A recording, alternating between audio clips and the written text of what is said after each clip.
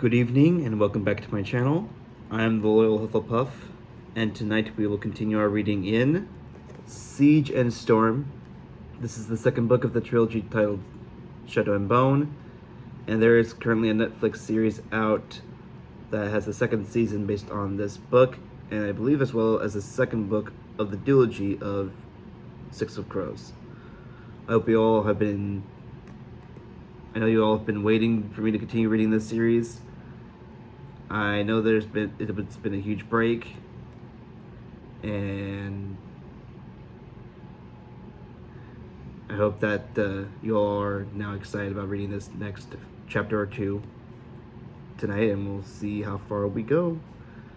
If you're enjoying this series, please like and subscribe down below, and make sure to comment down below because I want to hear all those encouraging words from you guys. Alright, and without further ado, let us continue reading Siege and Storm. The Gritsky mansion was in the Canal District, considered the least fashionable part of the upper town because of its proximity to the bridge and the rabble across it. It was a lavish little building, bordered by a war memorial on one side and the gardens of the Covenant of St. Elizabetta on the other. Maul had managed to secure a borrowed coach for the evening, and we were tucked inside its narrow confines with a very cranky Tamar. She and Tolia had grumbled long and loudly about the party, but I made it clear that I wasn't going to budge. I also swore them to secrecy. I didn't want word of my little excursion beyond the palace gates to reach Nikolai. We were all dressed in the style of solely fortune-tellers, in vibrant orange silk cloaks and red lacquered masks carved to resemble jackals. Tolia had remained behind. Even covered head to toe, his size would draw too much attention.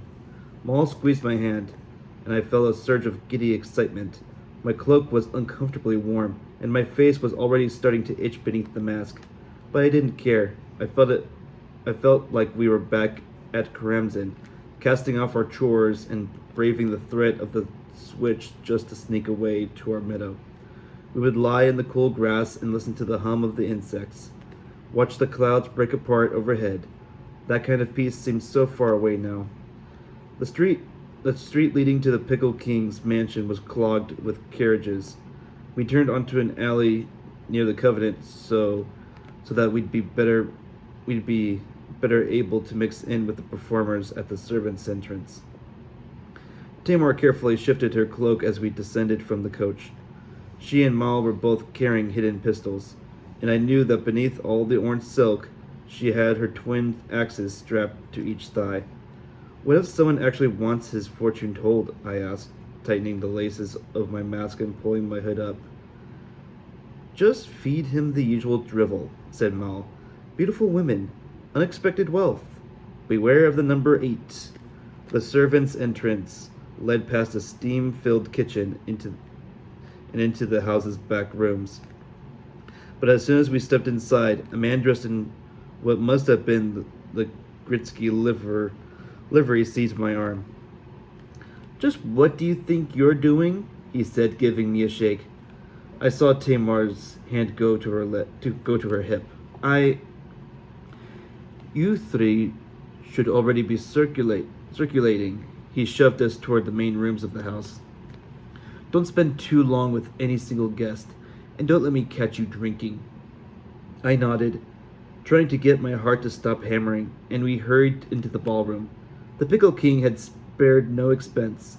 The mansion had been decorated to look like the most decadent Soli camp imaginable.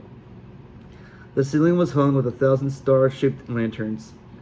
Silk-covered wagons were parked around the edges of the room in a glittering caravan, and fake bonfires glowed with dancing-colored light. The terrace doors had been thrown open, and the night air hummed with the rhythmic clang of finger cymbals and the wail of violins. I saw the real Soli fortune tellers scattered throughout the crowd, and realized what an eerie sight we must make in our jackal masks. But the guests didn't seem to mind. Most of them were already well in their cups, laughing and shouting to one another in boisterous groups, gawking at the acrobats twirling from silk swings overhead. Some sat swaying in their chairs, having their fortunes told over golden urns of coffee. Others ate at the long table that had been set up on the terrace, gorging on stuffed figs and bowls of pomegranate seeds, clapping along with the music. Maul snuck me a little glass of kvass. We found we found a bench in a shadowy corner of the terrace, while Tamar took up her post a discreet distance away. I rested my head against Maul's shoulder, happy just to be sitting beside him, listening to the thump and jangle of the music. The air was heavy with the scent of some night-blooming flower, and beneath that, the tang of lemons. I breathed deeply, feeling some of the exhaustion and fear of the last few weeks ease away. I wriggled my foot from my slipper and let my toes dig into the cool gravel. Mal adjusted his hood to better hide his face and tipped up his mask, then reached forward and did the same with mine. He leaned in. Our jackal masks bumped snouts. I started to laugh. Next time, different costumes, he grumbled. Bigger hats? Maybe we could just wear baskets over our heads. Two girls came swaying up to us. Tamar was by my side in an instant. We pushed our masks back into place. Tell our fortunes, the tall girl demanded, practically toppling over her friend. Tamar shook her head, but Maul gestured to one of the little tables laid with blue enamel cups and a golden urn. The girl squealed and poured out a tiny amount of sludge like coffee. The Sully told fortunes by reading the dregs at the bottom of the cup. She downed the coffee and grimaced. I elbowed Maul in the side. Now what? He rose and walked to the table. He said, peering into the cup. The girl seized his arm. What is it? He waved me over. I gritted my teeth and bent over the cup. Is it bad? The girl moaned. It is good, said Maul in the most outrageously Sully accent I have ever heard. The girl sighed in relief. You will meet a handsome stranger. The girls giggled and clapped their hands. I couldn't resist. He will be very wicked, man, I interjected. My accent was even worse than Maul's. If any real Sully overheard me, I'd probably end up with a black eye. You must run from these men. Oh? The girl sighed in disappointment. You must marry ugly man, I said. Very fit. I held my arms out in front of me, indicating a giant belly. He will make you happy. I heard Maul snort beneath his mask. The girl sniffed. I don't like this fortune, she said. Let's go try another one. As I flounced away, two rather tipsy noblemen took their place. One had a beaky nose and wobbly jewels. The other threw back his coffee like he was gulping kvass and slammed the cup down on the table. Now, he slurred, twitching his bristly red mustache. What have I got in store? And make it good. Maul pretended to study the cup. You will come into a great fortune. Already have a great fortune. What else? Maul hedged. Your wife will bear you 3 handsome sons. His beak-nosed companion burst out laughing. Then you'll know they aren't yours, he bellowed. I thought the other nobleman would take offense, but instead he just scoffed, his red face turning even redder. Have got to congratulate the footmen, he roared. I hear all the best families have cursed children, chortled his friend. We all have dogs too, but we don't let them sit at the table. I grimaced beneath my mask. I had a sneaking suspicion they were talking about Nikolai. Oh dear, I said, yanking the cup from Maul's hand. Oh dear, so sad. What's that? Said the nobleman, still laughing. You will go bald, I said. Very bald. He stopped laughing, and his meaty hand strayed to his already thinning red hair. And you, I said, pointing at his friend. Maul gave my foot a warning nudge, but I ignored him. Sorry. You will catch the Corpa. The what? The Corpa, I declared in dire tones. Your private part.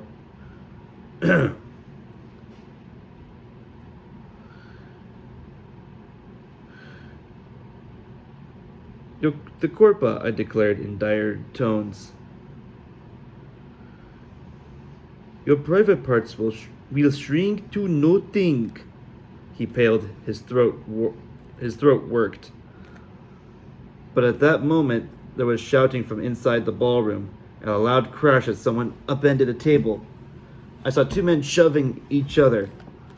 I think it's time to leave, said Tamar, edging us away from the commotion.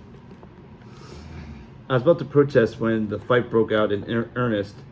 People started pushing and shoving, crowding the doors to the terrace. The music had stopped, and it looked like some of the fortune tellers had gotten into the scramble too. Over the crowd, I saw one of the silken wagons collapse. Someone came hurtling toward us and crashed into the nobleman. The coffee urn toppled off the table, and the little blue cups followed. Let's go, said Maul, reaching for his pistol. Out the back. Tamar led the way, axes already in hand. I followed her down the stairs as we stepped off the terrace.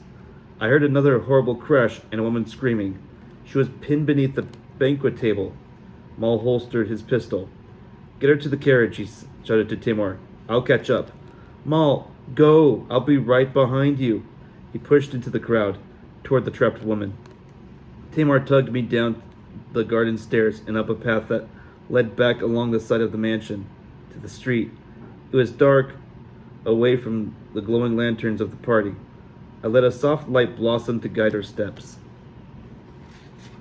Come on. Don't, said Tamar. This could be a distraction. You'll give away our location. I'll let the light fade, and a second later, I heard a scuffle, a loud oof, and then silence. Tamar? I looked back toward the party, hoping I would hear Maul's approach. My heart started to pound. I raised my hands. Forget giving away our location. I wasn't going to just stand around in the dark. Then I heard a gate creak, and strong hands took hold of me. I was yanked through the hedge. I sent light searing out in a hot flare. I was in a stone courtyard off the main garden, bordered on all sides by yew hedges, and I was not alone. I smelled him before I saw him. Turned earth, incense mildew, the smell of a grave. I raised my hands as the apparat stepped out of the shadows. The priest was just as I remembered him, the same wiry black beard and relentless gaze. He still wore the brown robes of his station, but the king's double eagle was gone from his chest, replaced by a sunburst wrought in gold thread. Stay where you are, I warned. He bowed low. Alina Starkov, Sol Koroleva. I mean you no harm. Where's Tamar? If she's been hurt, your guards will not be harmed. But I beg you to listen. What do you want? How did you know I would be here? The faithful are everywhere, Sol Koroleva. Don't call me that. Every day your holy army grows, drawn by the promise of your light. They wait only for you to lead them. My army? I've seen the pilgrims camped outside the city walls, poor, weak, hungry, all desperate for the scraps of hope you feed them. There are others, soldiers, more people who think I'm a saint because you've sold them a lie. It is no lie, Alina Starkov. You are daughter of Karamzin, reborn of the fold. I didn't die, I said furiously. I survived because I escaped the Darkling, and I murdered an entire skiff of soldiers in Grisha to do it. Do you tell your followers that? Your people are suffering. Only you can bring about the dawn of a new age, an age consecrated in holy fire. His eyes were wild, the black so deep I couldn't see his pupils. But was his madness real or part of some elaborate act? Just who will rule this new age. You, of course, Koroleva, Saint Alina. With you at my right hand? I read the book you gave me. Saints don't live long lives. Come with me, Alina Starkov. I'm not going anywhere with you. You are not yet strong enough to face the Darkling. I can change that. I stilled. Tell me what you know. Join me, and all will be revealed. I advanced on him, surprised by the throb of hunger and rage that shot through me. Where is the Firebird? I thought he might respond with confusion, that he might pretend ignorance. Instead he smiled, his gums black, his teeth a crooked jumble. Tell me, priest, I ordered, or I'll cut you open right here, and your followers can try to pray you back together.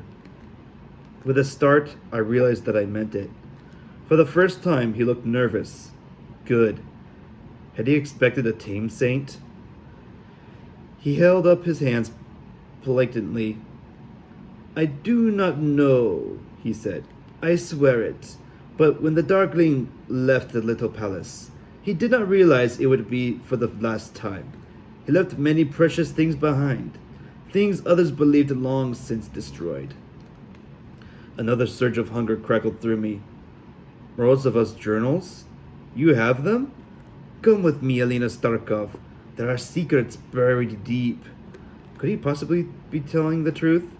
Or would he just hand me over to the Darkling? Alina! Maul's voice sounded from somewhere on the other side of the hedge. I'm here, I called. Maul burst into the courtyard, pistol drawn. Tamar was right behind him. She'd lost one of her axes, and there was blood smeared over the front of her cloak. The apparat turned in a musty whirl of cloth and slipped between the bushes. Wait! I cried, already moving to follow. Tamar bolted past me with a furious roar, diving into the hedges to give chase. I need him alive, I shouted at her, disappearing back. Are you all right? Maul panted as he came level with me. I took hold of his sleeve. Maul, I think he has Morozov's journals. Did he hurt you? I can handle an old priest, I said impatiently. Did you hear what I said? He drew back. Yes, I heard you. I thought you were in danger. I wasn't. But Tamar was already striding back to us, her face a mask of frustration. I don't understand it, she said, shaking her head.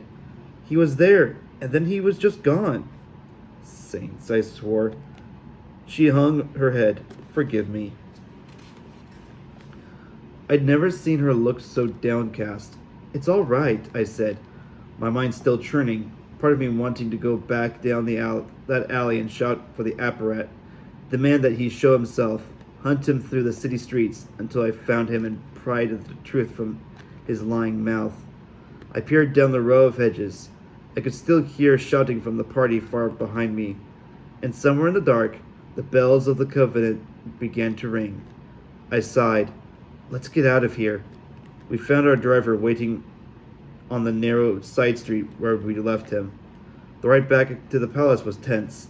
That brawl was no coincidence, Maul said Maul. No, agreed Tamar, dabbing at the ugly cut on her chin. He knew we would be there. How? demanded Maul. No one else knew we were going. Did you tell Nikolai? Nikolai had nothing to do with this, I said. How can you be so sure? Because he has nothing to gain. I pressed my fingers to my temples. Maybe someone saw us leaving the palace. How did the apparat get into Alta without being seen? How did he even know we would be at that party?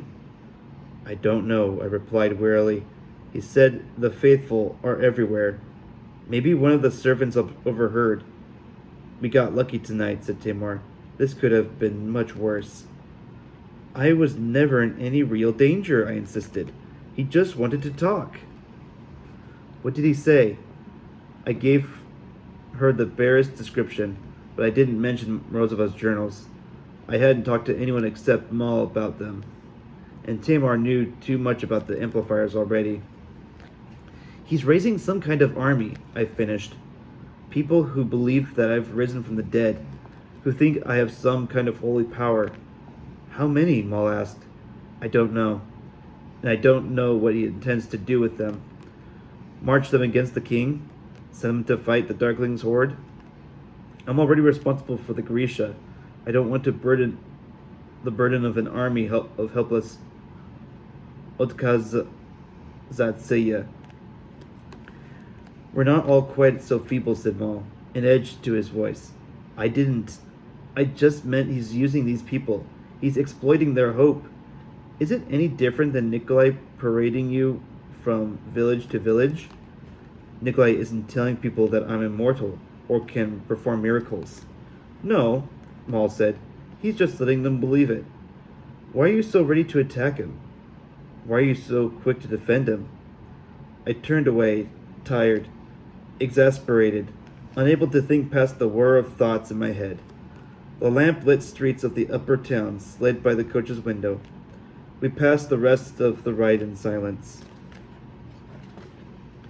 Back at the little palace, I changed clothes while Maul and Tamar filled Tolia in on what had happened. I was sitting on the bed when Maul knocked. He shut the door behind him and leaned against it, looking around. This room is so depressing. I thought you were going to redecorate. I shrugged. I had too many other things to worry about, and I had almost gotten used to the room's quiet gloom. Do you believe he has the journals? Maul asked. I was surprised he even knew they existed. He crossed to the bed, and I bent my knees to make room for him. Tamar's right, he said, settling by my feet. That could have been much worse. I sighed. So much for seeing the sights. I shouldn't have suggested it. I shouldn't have gone along with it. He nodded, scuffed the toe of his boot along the floor. I miss you, he said quietly. Soft words, but they sent a painful, welcome tremor through me. Had a part of me doubted it? He'd been gone so often. I touched his hand. I miss you too. Come to target practice with me tomorrow, he said. Down by the lake. I can't. Nikolai and I are meeting with a delegation of Kirch bankers. They want to see the Sun Summoner before they guarantee a loan to the crown. Tell me you're sick. Grisha don't get sick. Well, tell him you're busy, he said. I can't. Other Grisha take time to. I'm not other Grisha, I said, more harshly than I intended. I know that, he said wearily. He let out a long breath. Saints, I hate this place. I blinked, startled by the vehemence in his voice. You do? I hate the parties. I hate the people. I hate everything about it. I thought you seemed not happy exactly, but I don't belong here, Alina. Don't tell me you haven't noticed. That I didn't believe. Maul fit in everywhere. Nikolai says everyone adores you. They're amused by me, Maul said. That's not the same thing. He turned my hand over, tracing the scarf that ran the length of my palm. Do you know I actually miss being on the run? Even that filthy little boarding house in Cofton and working in the warehouse. At least then I felt like I was doing something, not just wasting time and gathering gossip. I shifted uncomfortably, feeling suddenly defensive. You take every chance you get to be away. You don't have to accept every invitation. He stared at me. I stay away to protect you, Alina. From what? I asked incredulously. He stood up, pacing restlessly across the room. What do you think people asked me on the royal hunt? The first thing. They wanted to know about me and you. He turned on me, and when he spoke his voice was cruel, mocking. Is it true that you're tumbling the sun summoner? What's it like with a saint? Does she have a taste for trackers? Or does she take all of her servants to her bed? He crossed his arms. I stay away to put distance between us, to stop the rumors. I probably shouldn't even be in here now. I circled my knees with my arms, drawing them more tightly to my chest. My cheeks were burning. Why didn't you say something? What could I say? And when? I barely see you anymore. I thought you wanted to go. I wanted you to ask me to stay. My throat felt tight. I opened my mouth, ready to tell him that he wasn't being fair, that I couldn't have known. But was that the truth? Maybe I had really believed Maul was happier away from the little palace. Or maybe I just told myself that because it was easier with him gone, because it meant one less person watching and wanting something from me. I'm sorry, I rasped. He raised his hands as if to plead his case, then dropped them helplessly. I feel you slipping away from me, and I don't know how to stop it.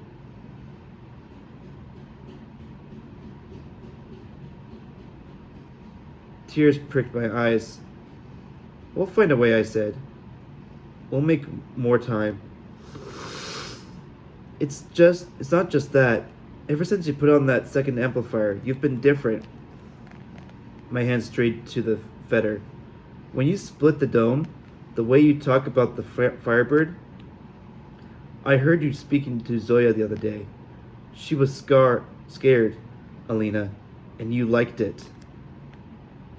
Maybe I did, I said, my anger rising. It felt so much better than guilt or shame. So what? You have no idea what she's like, what this place has been like for me. The fear, the responsibility. I know that. I know. And I can see the toll it's taking. But you chose this. You have a purpose. I don't even know what I'm doing here anymore. Don't say that. I swung my legs off the bed and stood. We do have a purpose. We came here for Ravka. No, Alina. You came here for Ravka. For the Firebird. To lead the Second Army. He tapped the sun over his heart. I came here for you. You're my flag. You're my nation. But that doesn't seem to matter anymore. Do you realize this is the first time we've really been alone in weeks? The knowledge of that settled over us. The room seemed unnaturally quiet. Maul took a single tentative step toward me. Then he closed the space between us in 2 long strides. One hand slid around my waist, and the other cupped my face. Gently, he tilted my mouth up to his. Come back to me, he said softly. He drew me to him. But as his lips met mine, something flickered in the corner of my eye. A darkling was standing behind Maul. I stiffened. Maul pulled back. What? He said. Nothing, I trailed off. I didn't know what to say. The darkling was still there. Tell him you see me when he takes you in his arms, he said. I squeezed my eyes shut. Maul dropped his hands and stepped away from me, his fingers curling into fists. I guess that's all I needed to know. Maul, you should have stopped me. All the time I was standing there, going on like a fool. You didn't want me. You should have just said so. If you didn't want me, you should have just said so. Don't feel too bad, Tracker, said the Darkling. All men can be found fools. That's not it, I protested. Is it Nikolai? What? No! Another Akazatzia, Alina? The Darkling mocked. Maul shook his head in disgust. I let him push me away. The meetings, the council sessions, the dinners, I let him edge me out, just waiting, hoping that you'd miss me enough to tell them all to go away. I swallowed, trying to block out the vision of the Darkling's cold smile. Maul, the Darkling. I don't want to hear about the Darkling anymore, or Ravka, or the amplifiers, or any of it. He slashed his hand through the air. I'm done. He turned on his heel and strode toward the door. Wait! I rushed after him and reached for his arm. He turned around so fast I almost careened into him. Don't, Alina. You don't understand, I said. You flinched. Tell me you didn't. It wasn't because of you. Maul laughed harshly. I know you haven't had much experience, but I've kissed enough girls to know what that means. Don't worry, it won't happen again. The words hit me like a slap. He slammed the door behind him. I stood there, staring at the closed doors. I reached out and touched the bone handle. You can fix this, I told myself. You can make this right. But but I just stood there, frozen, Maul's words ringing in my ears. I bit down hard on my lip to silence the sob that shook my chest. That's good, I thought as a tear spilled over. That way the servants won't hear. An ache had started between my ribs, a hard, bright shard of pain that lodged beneath my sternum, pressing tight against my heart. I didn't hear the darkling move. I only knew when he was beside me. His long fingers brushed the hair back from my neck and rested on the collar. When he kissed my cheek, his lips were cold. That is the end of chapter 18. And do I have enough time to do? Yeah, I'm probably going to say probably not tonight. Let's see here.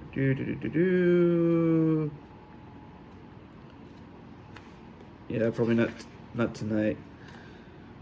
Yeah. All right. So we are about 100 pages left in the book here. I hope you all have been enjoying this. Again, that was chapter 18.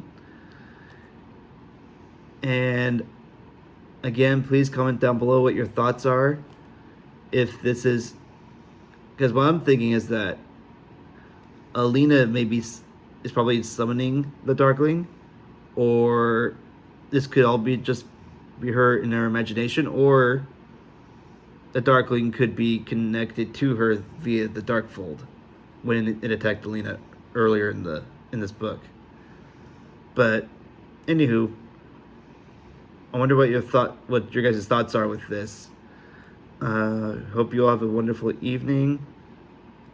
And yeah, hope this is the Loyal Hufflepuff, and I hope you all have a wonderful evening.